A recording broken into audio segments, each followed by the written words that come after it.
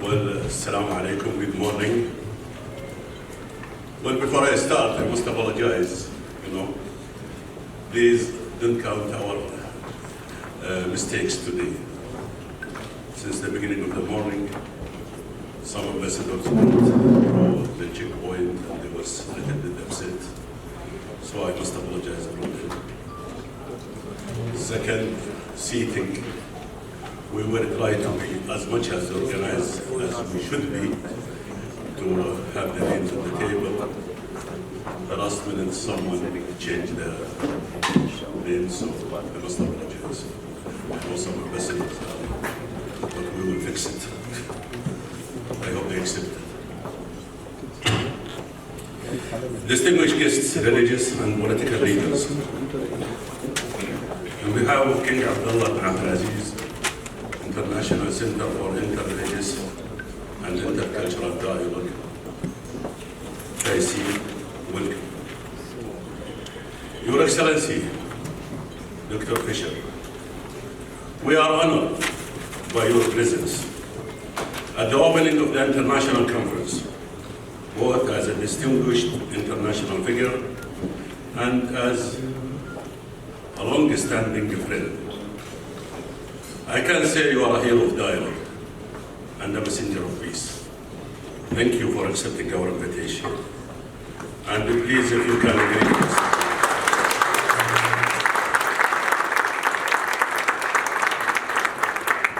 I would also like to extend a warm welcome to His Royal Highness Prince Abdullah ibn Khalid ibn Sultan Al Saud, Ambassador of the Kingdom of Saudi Arabia to the Republic of Austria. We are immensely grateful and appreciative of the Kingdom's steadfast support for the work of the Center. Thank you, Your Royal Highness.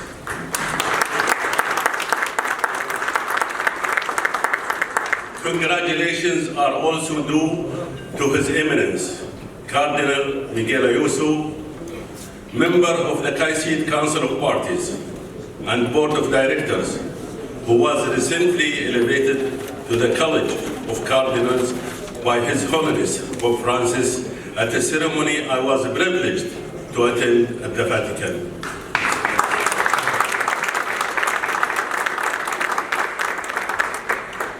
I would also like to convey my continued appreciation to our friends from the Kingdom of Spain, Ambassador at Large and Ambassador of Spain to the Republic of Austria, Juan Sonia Mendia. Thank you for your support.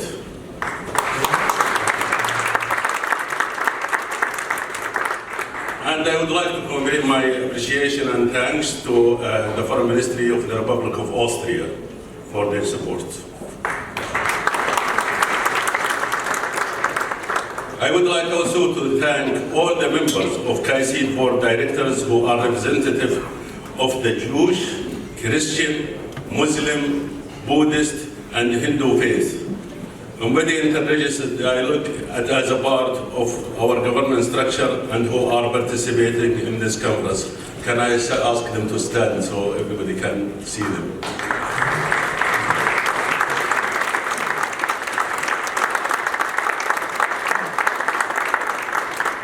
Lastly, I would like to thank I call him my father and my Sheikh Abdullah ibn Riyad, a man of dialogue and a messenger of peace, who so kindly accepted to grace us with his presence and valuable time at this conference. Thank you, Sheikh Abdullah.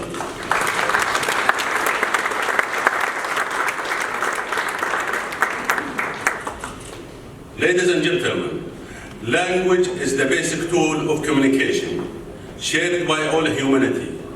The whole spectrum of human interaction is governed by what we say, when we say it, and how we say it. Language has the power to move the soul, but can also be double-edged.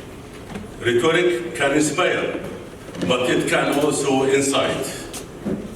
Polemic can challenge and open up public debate, but it can also attack and marginalize. Satire can inspire laughter and light-hearted fun, but it can also mock. With the wonderful gift of language comes a responsibility to use it wisely and for a common good.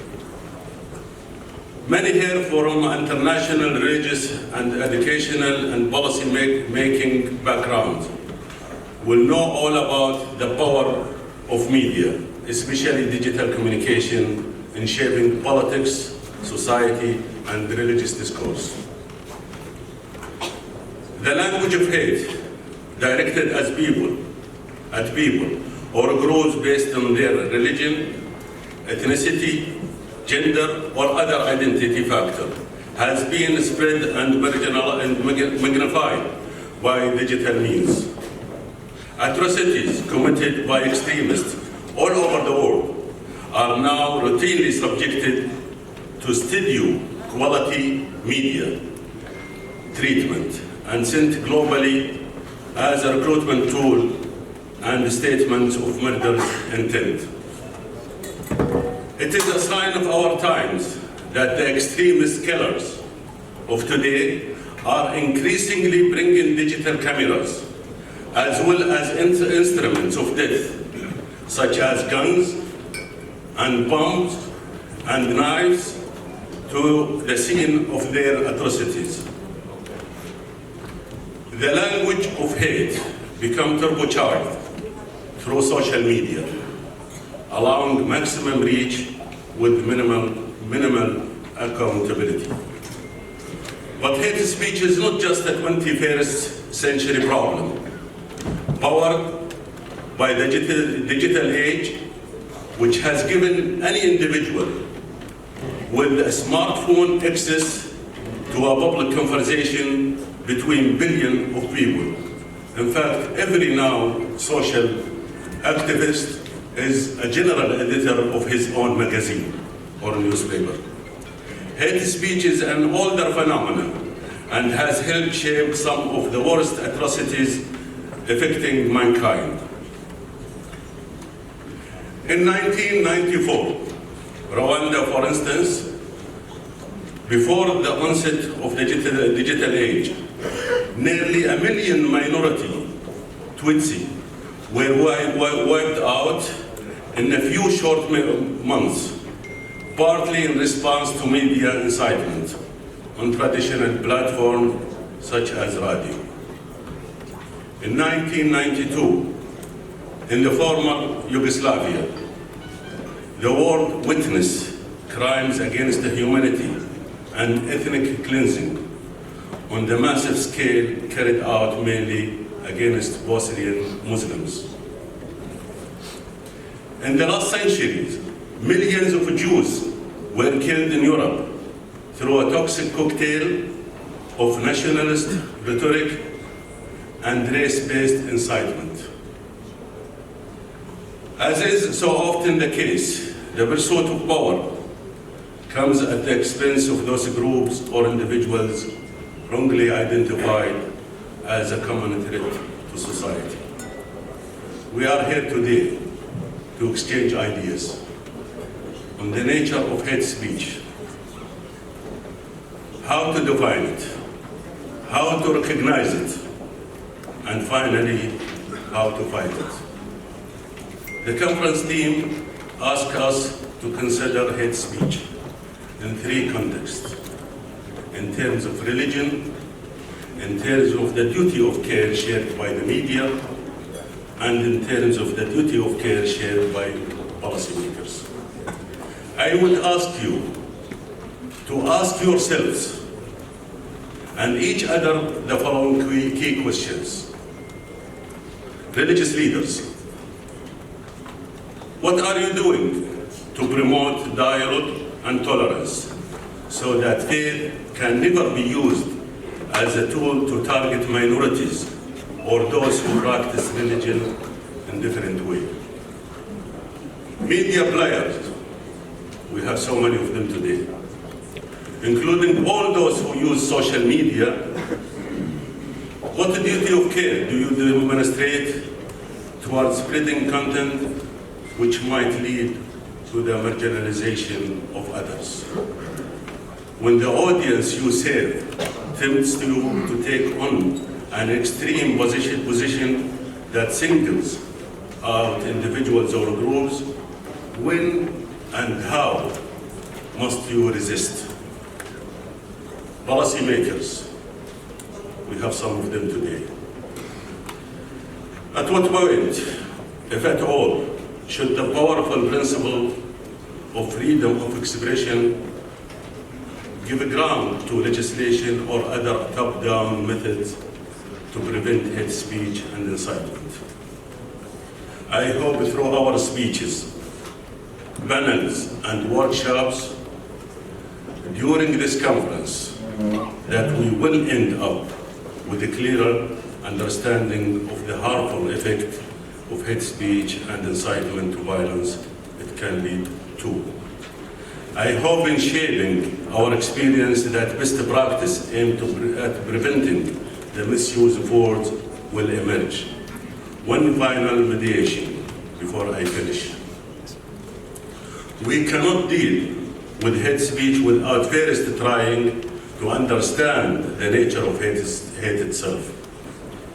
Those who from Abrahamic religion, by the way, I should announce from the beginning, the idea of this conference is to discuss hate speeches within the Arab world and Europe. So that's why there is a lot of things related to the Abrahamic religion, with all respect to the others from different faiths. Those from Abrahamic backgrounds will recognize in the story of the first parents a driving desire for self-determination, a seeking of power over and above the settlement about to us by God. If Abuna Adam listened to God, then we will be another place. I believe it is this human thirst for power that can often lead to hate, because hate, from the killing fields of Cambodia to the mass graves of Srebrenica to the concentration camp of wartime Europe, has been used to secure power through persuading people that they are threatened by a common enemy, be it Jews, Muslims, those of a different tribe, or political and social backgrounds. In these cases, and in so many other, the accumulation of power lies in convincing people to hate the others. We live in a time of increased political populism, where mistrust of the other is used as a means to unite, and where groups that belong on the fringe have been allowed to take center stage. The digital age has brought with it enormous power for the amplification of hate through the abuse of the great common gift, language. It's our great gift, language. That's what brought us all here. Your task as a delegates today is to examine ways of reclaiming this gift of language for good, rather than allowing it to be abused as a means of spreading discord and unhappiness. For our part, we at KC will continue to introduce and foster programs across our operation in the Central African Republic, Nigeria, the Arab region, Myanmar, and Europe, aimed to fighting the language of hate. And I can tell you that KC will grow, and we are increasing everywhere in the world, and you will see our presence more and more. To this end, our program next year will include closer cooperation with the United Nations and other international organizations to counter the great effects of the language of exclusions at all levels of societies. We are signing agreements with different international organizations, mostly the UN institutions. I commend this conference team to you all and ask for your personal commitment and contribution towards meaningful conference outcome. Thank you very much, and I apologize for taking time.